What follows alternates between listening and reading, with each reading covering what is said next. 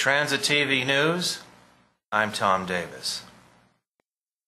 Apple stores around the country closed for hours, and hundreds of employees gathered at the company's headquarters to remember co-founder Steve Jobs at a private memorial. Across the country, privacy curtains in the front windows of Apple stores. I think it's nice that they get that chance to pay their last respects. The stores closed for hours so employees could watch a live webcast of the company's memorial for Steve Jobs. The service at company headquarters drew hundreds of employees, a private ceremony for the notoriously private Jobs. Some Apple fans wanted the chance to join in the remembrance. I was just a little bit disappointed that it was not simulcast around the world and people could gather in cities and feel as if they took part. Apple says more than 1 million people from around the world left condolences and memories of the computer visionary on the company's website. Noel Wagner, The Associated Press. Sheriff's deputies shot 48 animals, including 18 rare Bengal tigers and 17 lions. This after Terry Thompson, owner of the private Muskingum County Animal Farm near Zanesville, Ohio, threw their cages open Tuesday and then committed suicide.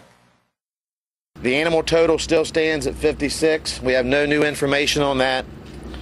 There are 49 animals that are dead, 48 of which were shot by law enforcement. The other 6 have been transported to the Columbus Zoo. We have been in contact with Jack Hanna and his crew. The animals are doing well. They are eating, they are active, and they are being evaluated.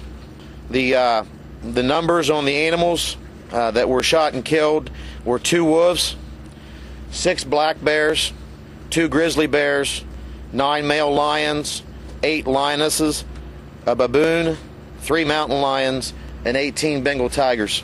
We do have 1 animal unaccounted for. That is how we're going to leave it classified at this point. High probability in our mind is that this animal could have been eaten by one of the cats.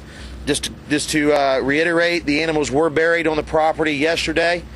That was at the request of Marion, Mr. Thompson's wife. This is the compound, I call it, or the farm area. This is their house. This is the large barn.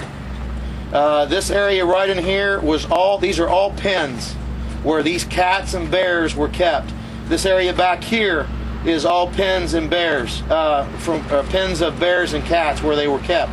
But as you can see, this distance from here to here is where several animals were killed in this area, preventing them from getting on the interstate. The other area is along this property line here. Back on this, I believe Mr. Polk owns some property back here, but these animals also went this way, trying to vacate the land and go that way.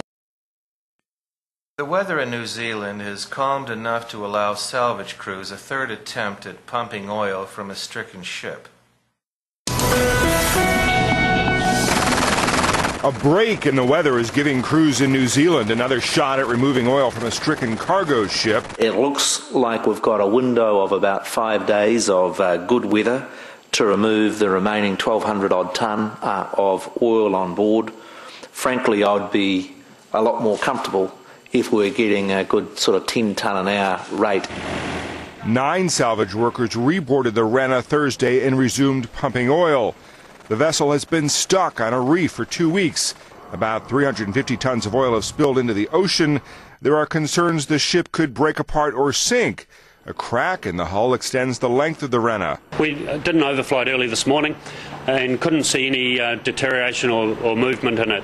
And having been away for 2 days, I didn't see any from when I went last. So it seems to be relatively stable. New Zealand officials say the cost of the cleanup has topped $3 million.